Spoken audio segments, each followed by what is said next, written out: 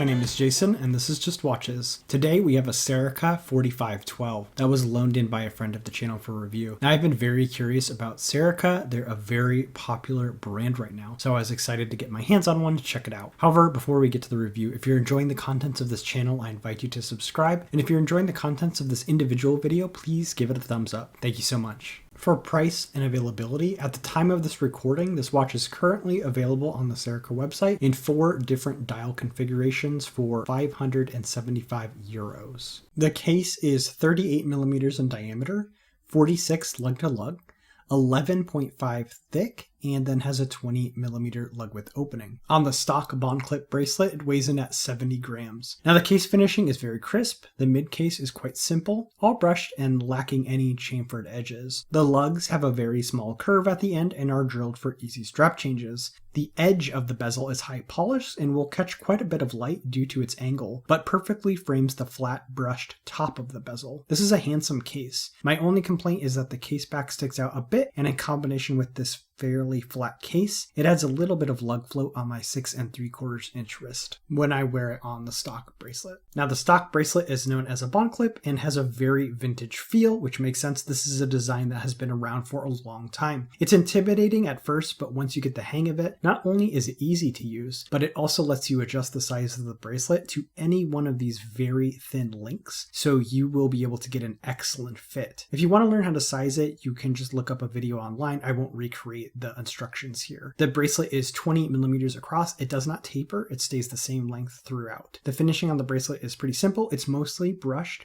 with high polish on the connecting links at the very edge. Now this bracelet is probably going to be a hate it or love it situation. It is not low quality, but it has a very vintage feel, which is probably not to everyone's taste. If you like the SKX Jubilee and the way that bracelet feels, you're going to love this bracelet. So I actually split my time between the stock bracelet and a strap, and ultimately I did prefer it on the strap. The screw and case back helps provide 200 meters of water resistance and is quite simple with information about the watch engraved around the edge. This watch is powered by the Soprod Caliber P24, which is based on the ETA 2824. This is a hand wind only movement, and they did something interesting here, and they used an automatic mainspring barrel, which means you can't accidentally overwind this watch. This watch hacks, has 40 hours of power reserve, and a stated accuracy of either plus or minus 7 seconds. Other places I read plus or minus 12, so I think it depends on where you get that information. Now, I love hand wind only movements. I think it's romantic to have to wind your watch every day, but the hand winding action on this movement is not really that satisfying. It feels squishy and imprecise, which for me is a major drawback. If I'm going to own a hand wind only watch, I want the hand winding action to be extremely tactile and satisfying, so I look forward to winding it. Despite that stated accuracy, this one, while it has great amplitude and no beat error, is running between minus 13 and minus 14 seconds of the dial up position, and then minus 20 seconds with the crown up. So they kind of went with a different choice for movement here, and between this movement and the 5303, I wonder if they're going to regret that decision. And it is really too bad about that hand winding action, because they made an excellent crown to hand wind this watch with. It's a massive 7.5 millimeter screw down crown. It's actually quite simple. It isn't signed and has very basic knurling, but the threading and unthreading action is buttery smooth, and then obviously winding and operating this watch with this size of a crown is a breeze. I also think it looks really cool on the watch overall. This domed sapphire crystal is slightly proud of the case and gives the watch a gorgeous look. The edge of the crystal creates interesting distortions, and then the dome adds to the vintage feel of this watch overall. They also managed to sneak in this domed crystal and keep the watch ultra thin at 11.5 millimeters, which is really impressive. Now, the dial on this watch is actually lacquer, and it's excellent. It rivals the Urushi dial on my Seiko and is really impressive in person. It provides a fantastic backdrop for the printing on the dial. That starts with a half railroad track for the minutes and hours, and then you have a California dial setup using Roman numerals on the top half and Arabic numerals on the bottom half. A horizontal dash marks out 3, 6, and 9. One of the things I love about Serica is there's almost a complete lack of text and branding on their dials. We only have Serica and Swiss flanking the 6 o'clock position and text that's so small you barely notice it. This gives the dial an incredibly clean look, and with that black lacquer, all of the printing really just jumps off the dial.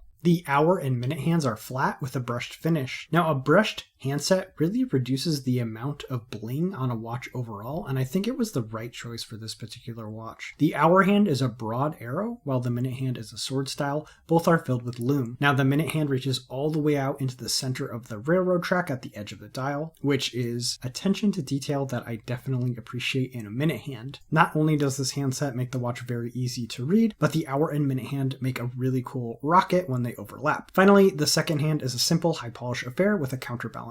The lume is one of my biggest complaints here. It isn't that strong and also isn't applied everywhere. It's only on the hands and the cardinal directions of the watch. I would like to see both better lume and a fully lumed dial with all of the indices lumed up. And here is the watch on my 6 3/4 inch wrist. You can see it's a great size, great fit. There is a little bit of lug float on the bracelet, but overall it's quite comfortable. And then here it is on the strap. I found it wore much better, much more true to size on the strap, and I really enjoy the way it looks. So pros and cons, starting with the pros. First, the enamel dial on this watch is excellent and rivals the Urushi dial I have on my Seiko Sarks 029. Second, the minimalistic branding gives this watch an incredibly clean and toolish look. Third, the dial layout, dial printing, and handset are really excellent. As for cons, I found the hand winding action deeply unsatisfying, something I think is really important on a hand wind only watch. Second, the lume is not the greatest and not applied to all of the indices on the dial. And then finally, this is more of a neutral than a con, but the bond clip bracelet is probably not going to be for everyone. As for comps, for close to the same price, you could consider the Seiko SPB 117, which is the updated black dial Alpinist. It's a bit busier, but fits into the same toolish adventuring watch category. For a bit less, you could consider the Smith Everest PRS 25 in 36mm. I haven't reviewed this particular watch, but I have reviewed the Baby Dreadnought and was very impressed by it. Another alternative that I unfortunately haven't had a chance to review but would like to get my hands on is the Laurier Falcon. So there you have it, the Serica 4512. What do you think about this watch? Let me know in the comments below. If you have this watch, do you like or hate the bracelet? As always, if you're enjoying the contents of this channel, I invite you to subscribe. And if you like the contents of this individual video, please give it a thumbs up. That's all for this time.